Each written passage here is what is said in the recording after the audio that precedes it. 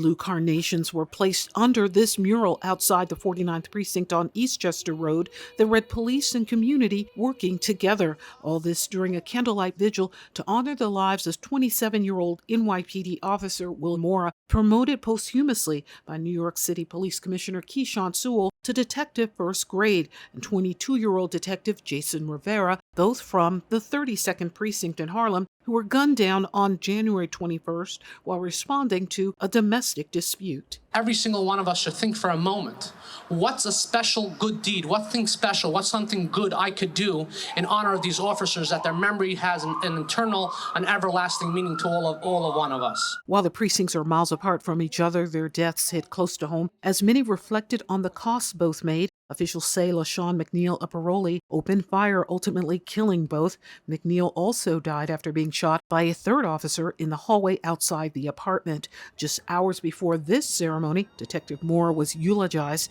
at St. Patrick's Cathedral, where days earlier Detective Rivera's funeral was also held. Commissioner Sewell shared that Wilbert served the NYPD bravely and honorably as a colossal symbol of promise, not for the size of his frame, but for the goodness of his heart.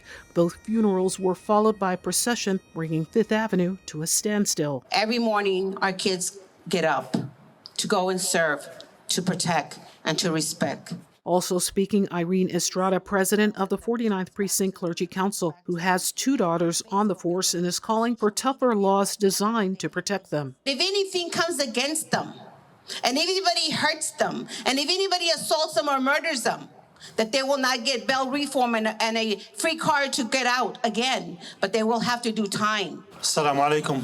Peace be upon you all. Other members of the clergy were also there to provide prayers during the tribute organized by many gathered here, including Bharati Kemraj, president of the Bharati Foundation, who also represents the Vishnu Mandir Temple, and activist Jean DeFrancis. Ladies and gentlemen, in this building, I want to thank you every single day for the work that you do and for putting your lives on the line for us, so we could be here safely gathering, all different denominations, different backgrounds. God bless you. They lost their lives being heroes, and they will forever be remembered as that. We need to honor them, and we need to keep their names alive, right? We need to let everyone remember what their lives and sacrifices were. The message also here tonight is that change is needed and safety should be for everyone. Outside the 49th Precinct, Arlene Mukoko for BronxNet.